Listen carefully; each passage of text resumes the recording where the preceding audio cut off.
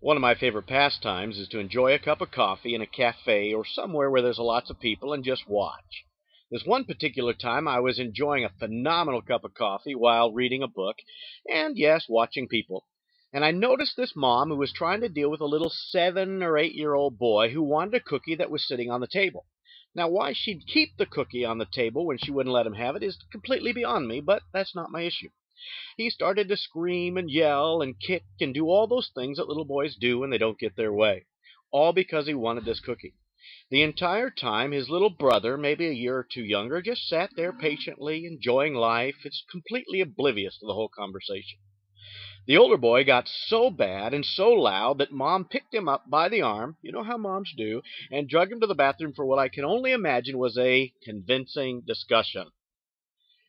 This little boy had been sitting there watching the whole thing take place as if he'd been living in his own little world, smiled, looked around, and as soon as the door closed of the bathroom, he reached over and he ate the cookie. It reminded me of Proverbs chapter 16, verse 32.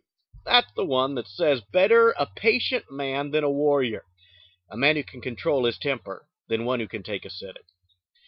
Many of us show our own arrogance, our own sense of entitlement in the way that we drive our cars. Got to grab that one last spot on the busy freeway as if another 3 feet's going to really make a difference. We feel obligated to win every argument, every discussion, every point of view. We have no sense in God's control over any situation unless we're in the middle of it. But people who have real peace and joy in life are people who've come to understand that you can actually let God deal with situations. You don't have to win every single argument, every single discussion. Where are you at with that? Is it time to sit down and find God again in each situation? I'm Stephen Zemanek, and I'll see you next time.